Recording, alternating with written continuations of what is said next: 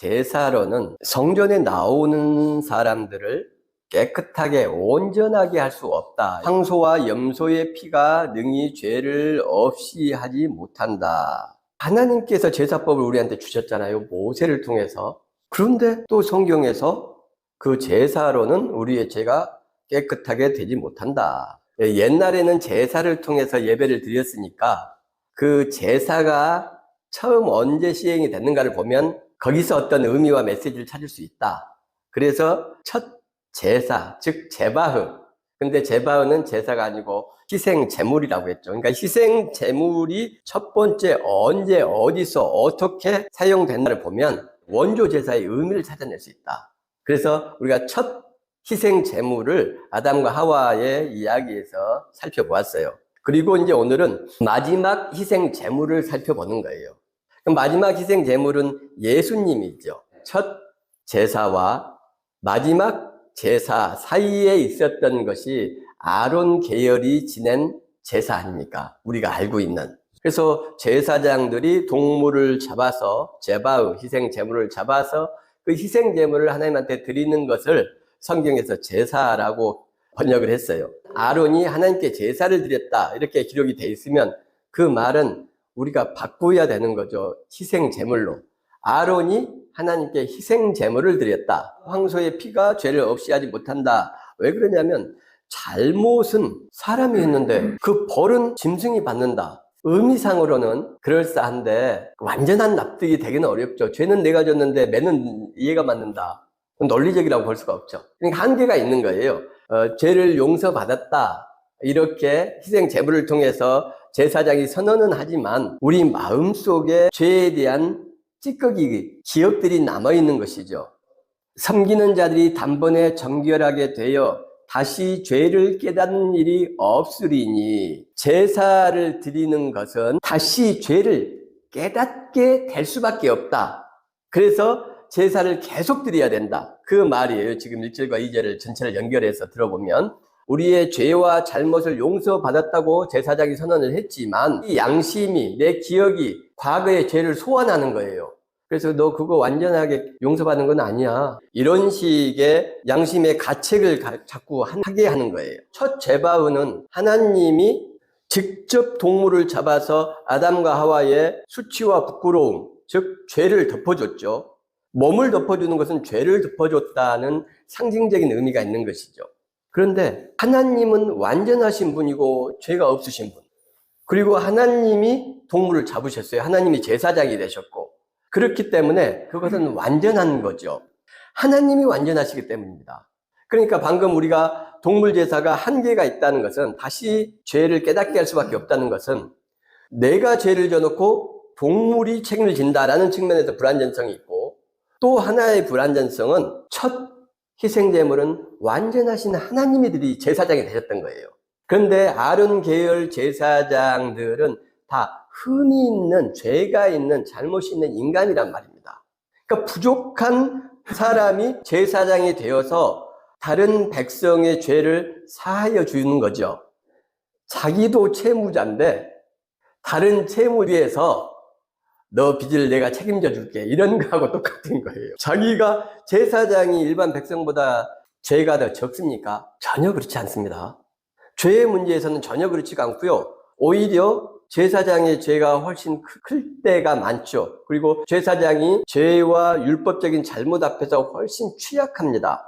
일반 교인들은 다른 교인과 수가 틀려서 싸울 수 있죠. 죄의 수치로 1 이렇게 치자고요. 그런데 목사가 감정이 폭발해서 성도하고 똑같이 사태질하고 싸웠어요. 그러면 그 죄의 수치가 1일까요? 성도하고는 다를 수밖에 없죠. 하나님께서는 너 목사 아니냐 이거죠. 당연한 것이고. 그러니까 죄에 있어서 제사장은 목사나 장로나 이런 사람들은 훨씬 취약합니다. 어떻게 장로가 저래? 어떻게 목사가 저래? 이렇게 말하는 것은 당연한 거예요. 그러니까 내가 더 많은 빚을 졌는데 빚을 적게 진 사람에게 내가 너 빚 책임져 줄게. 걱정하지 마. 편하게 이제 없는 것처럼 살아. 이렇게 말하는 거죠. 그러니까 이게 한계가 있을 수밖에 없죠.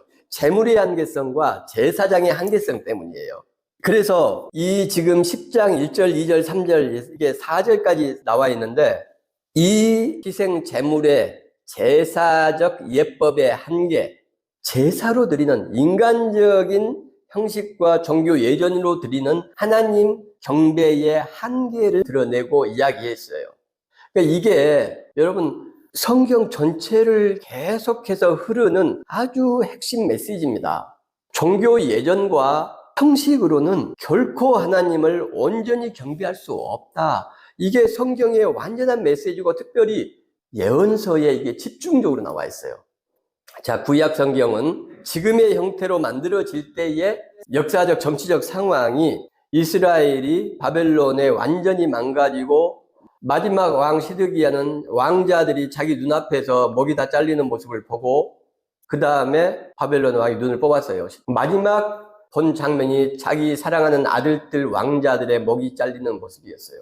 그런 처참한 멸망 상태, 예루살렘 성전은 불타고 깡그리 무너지고 그런 역사가 수십 년 동안 진행이 되어 왔고 아직도 예루살렘 성전터에는 잡초와 엉겅퀴 이런 것들이 우거져 있는 상태예요. 아주 암울한 정말 가장 절망적인 상태가 지금인 거예요. 성경을 지금 오늘 우리의 형식으로 구약을 만들 때의 상황입니다. 이게. 자, 그럼 어떻게 해야지? 저 젊은이들에게 희망을 심어주기 위한 무엇을 하자. 그렇게 한 게 성경이란 말이죠.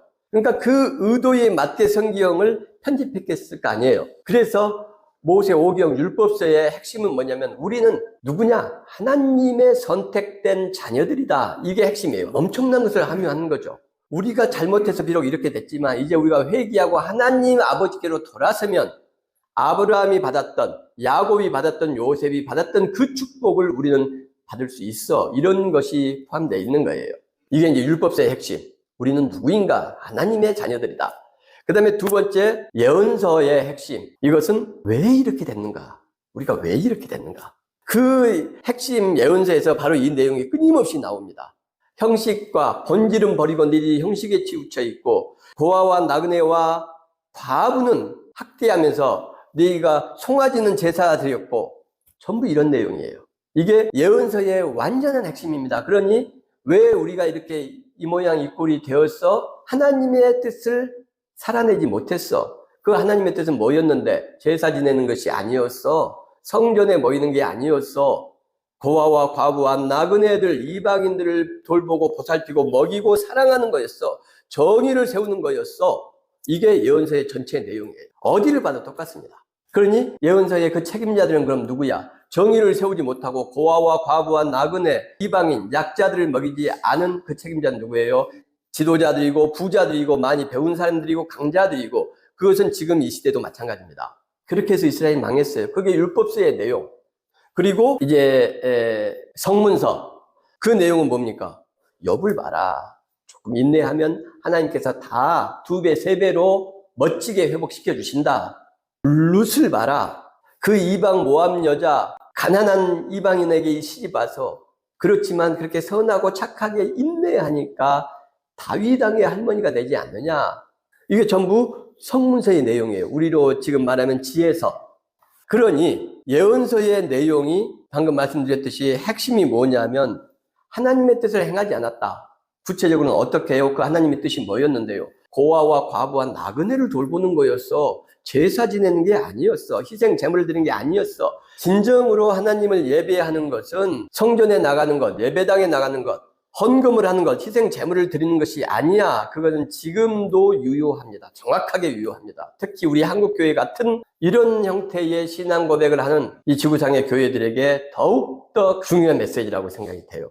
여호와께서 말씀하시되 너희의 무수한 재물이 내게 무엇이 위하뇨? 나는 순양의 번제와 살진 짐승의 기름에 배불렀고 나는 수송아지나 어린 양이나 순념소의 피를 기뻐하지 아니하노라. 분양은 내가 가증히 여기는 바요.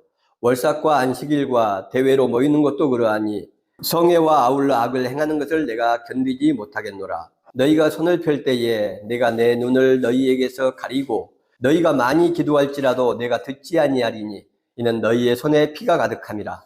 고아를 위하여 신원하며 과부를 위하여 변호하라 하셨느니라. 지금 여기 내용이 전부 그거 아닙니까? 제사 이런 거 너희들이 성전 마당만 밟는다. 내가 지겹다. 제가 보기에는 지금 이사야 시대에 남유다가 멸망하기 전 시대보다 지금 우리 한국 교회의 상황이 훨씬 더 나쁩니다. 훨씬 더 나쁩니다. 이스라엘 자녀들아 여호와의 말씀을 들으라. 여호와께서 이 땅 주민과 논쟁하시나니 이 땅에는 진실도 없고 인애도 없고 하나님을 아는 지식도 없고. 진실과 인애와 하나님을 아는 지식이 없다. 6절 한번 볼게요. 시작. 내 백성이 지식이 없으므로 망하는도다.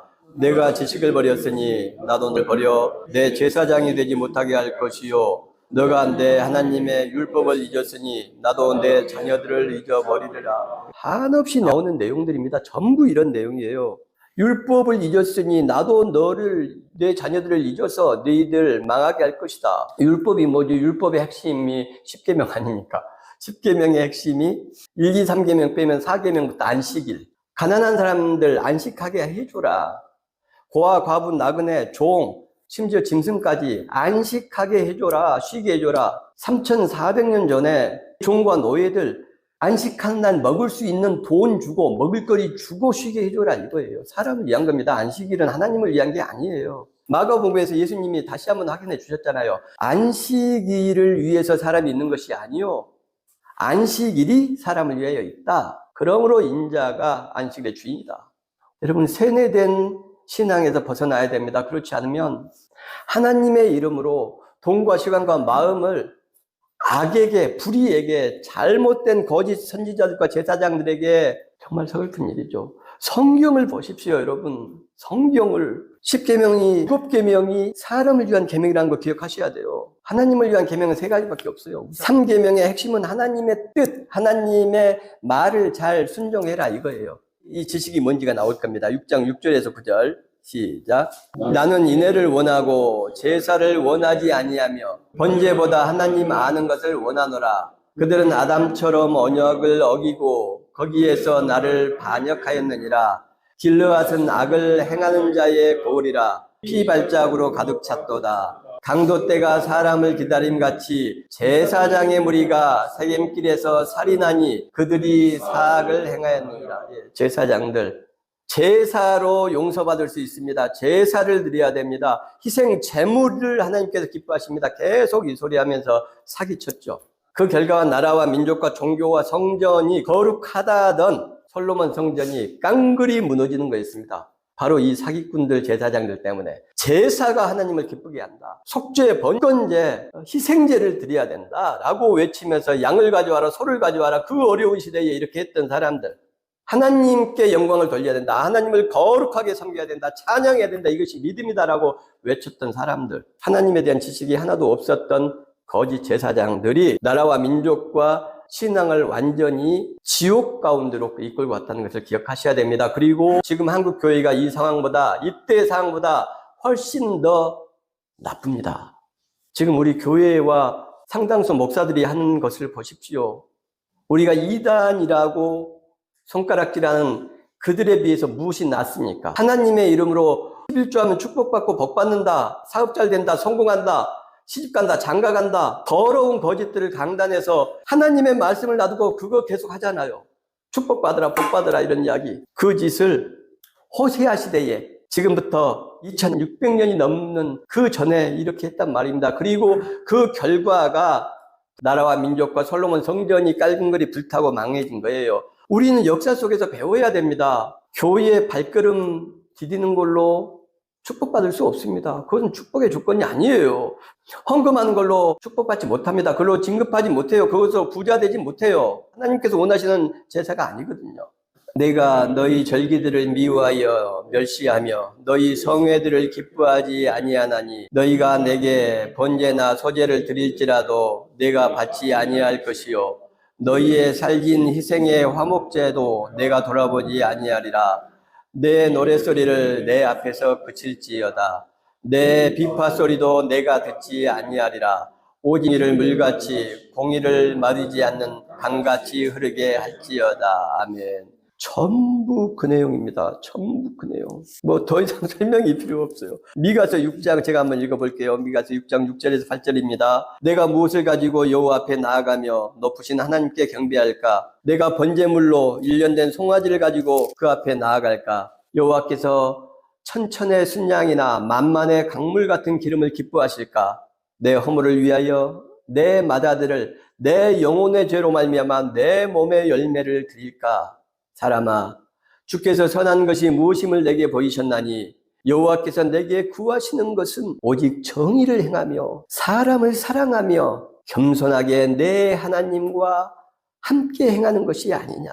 하나님께서 원하시는 것은 동물 제사가 아니었다. 형식이 아니었다. 종교적 예전이 아니었다. 이게 예언서 전체의 내용입니다. 그래서 우리 민족과 나라와 솔로몬 성전이 이렇게 되었어.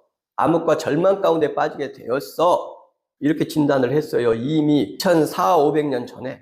지금 우리들은 도대체 무엇을 보고 무엇을 생각하는 겁니까? 기독교인들이 세뇌된 신앙 때문에 사유의 능력을 거의 망실했어요. 회의하고 사유하고 질문하는 것을 못합니다. 내가 지금 바로 가고 있는 것인가? 내 삶이 하나님께 영광이 되는 것인가? 나는 하나님을 제대로 예배드리고 있는 것인가? 라는 질문 단 한 번만 해봐도 성경을 보면서 말씀이 대체 뭐야? 제물이, 예배가, 제사가 하나님을 기쁘게 못하다니 무슨 이런 말씀이 있어? 그럼 내가 드리는 지금 예배는 뭔데? 질문 한 번만 하고 10분만 생각을 해봐도 답이 나오는 것을 질문하는 법을 잊어먹었으니까요.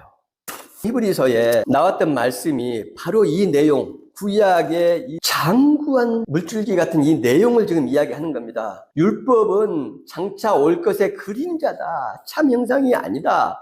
동물 제물과 제사는 하나님을 기쁘게 하지 못한다. 우리의 죄를 완전히 깨끗하게 해주지 못한다. 이 뜻이 뭔가요? 9절에 나와 있습니다. 보시옵소서 내가 하나님의 뜻을 행하려 왔나이다 하셨으니 그 첫째 것을 피하시면 둘째 것을 세우려 하십니다. 그러니까 첫째 것을 폐하고 두 번째 것을 세우는 그 하나님의 뜻. 그러니까 첫 번째 것이 무엇이냐? 바로 형식적인 예배, 형식적인 동물 제사, 형식적인 하나님 경배, 이것을 깨트리고 그것은 죄를 완전하게 하지 못하니까, 용서하지 못하니까. 그게 하나님의 뜻이에요. 그래서 그 뜻을 따라서 예수 그리스도가 왔다. 그리고 그 뜻을 좀 더 근원까지 파고들면은 결국은 그 하나님의 뜻은 뭡니까? 범죄한 당신을 향해 거역한 아담과 하와, 그 아담과 하와의 죄를 완전하게 용서해 주시는 것. 그래서 나뭇잎을 입은 범죄한 아담과 하와로 살아가는 것이 아니라 가죽옷을 입은 제사장으로 하나님의 백성으로 다른 나뭇잎으로 자기의 죄를 가리는 사람들을 위해서 살아가는 것, 이 완전한 용서, 살라의의 용서의 삶을 실천하는 것, 이것이 하나님의 뜻이죠. 근원으로 들어가면. 그래서 그 하나님의 뜻을 실천하기 위해서 오신 분이 예수 그리스도, 그리고 그 예수 그리스도께서 몸을 단번에 드림으로, 여기서 몸은 바울서신에서 자주 나오는 그 육과는 다른 겁니다. 육은 사르스, 고기 덩어리, 아주 비하하는 의미가 강한 단어고요. 사르스는 그 반대 단어가 영입니다. 푸뉴마, 그러니까 정신이죠. 하나님의 뜻과 정신과 마음. 그런데 여기서 몸은 소마예요. 소마는 우리의 이 전인을 말합니다. 전체 인격. 그래서 비하된 의미가 없어요. 사르스에 비해서. 사르스를 몸으로 번역하면 이것은 비하하는 의미다. 죄된, 욕된, 불의한, 욕망, 탐욕의 덩어리, 이럴 때 사르스를 쓰는 것이고, 소마, 이 몸이란 단어가 쓰이면은 긍정적인 의미가 더 강하다. 여기서 예수 그리스도의 몸을 단번에 들이심으로 제바가 되신 거죠. 희생 제물이 되신 거죠. 이게 마지막 희생 제물이에요. 최초의 희생 제물은 하나님께서 동물을 잡으셔서 그 가죽으로 아담과 하와를 입히셨고, 불완전한 아론 계열의 제사, 그 용서의 불완전성 때문에 결국은 하나님이 직접 이제 인간이 되셔서 자기 몸을 희생 제물로 우리 인류를 위해서, 인간을 위해서 바친 것, 이것이 마지막 희생 제물인 겁니다. 그러니까 기독교 신앙에서 제일 중요한 게 교회와 예배입니다. 그래서 예수님 이전까지는 성전 중심의 하나님 경배, 이게 유대교고 그게 구약이에요.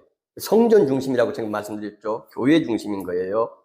예배당 중심인 거죠. 그리고 그것은 형식과 예전 중심이 되고 결국은 동물 중심이 되는 겁니다. 그리고 그 이후의 예배에 있어서 중요한 것은 뭡니까? 성전이 아니라 그때부터는 에클레시아 중심이죠. 공동체가 아주 중요하죠. 그 다음에 또 역시 예배는 항상 중요합니다. 그러니까 기독교의 예배와 교회라는 것은 기독교의 모든 것입니다. 그리고 예배와 교회, 즉 제사와 예배 공동체는 뭐가 있어야 됩니까? 제사가 있을 때는 제사장이 있어야 됐고, 예배 공동체는 목사가 있는 것이죠.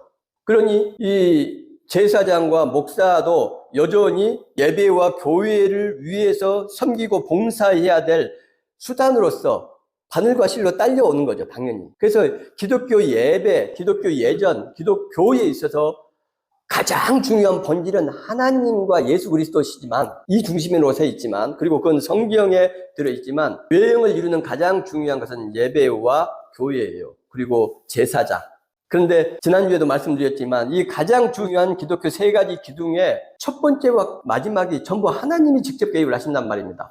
첫 제바흐 하나님이 제사장이 직접 되셔서 잡았죠. 마지막 제바흐 하나님이 당신이 제바흐가 되셔서 제사장이 되셔서 자기 몸을 우리 인간을 위해서 드리죠. 근데 그 제사장의 처음과 끝이 전부 인간을 위해서 하나님이 그렇게 하시고 인간을 위해서 예수 그리스도가 자기 몸을 드렸단 말입니다. 제사장도 마찬가지죠. 하나님이 직접 제사장이 됐고 예수님이 직접 제사장이 됐고 처음과 끝. 아니면 멜기세덱이 첫 제사장으로서 등장을 하죠. 그리고 마지막 제사장은 예수 그리스도. 오늘 10장 내용이 예수 그리스도가 단번에 자기 몸을 희생 제물로 드렸다. 그래서 예배 제물로서의 예수 그리스도도 말하지만 예수 그리스도는 자기가 직접 제물이 되시면서 동시에 자기가 제사장이 되시기도 했죠.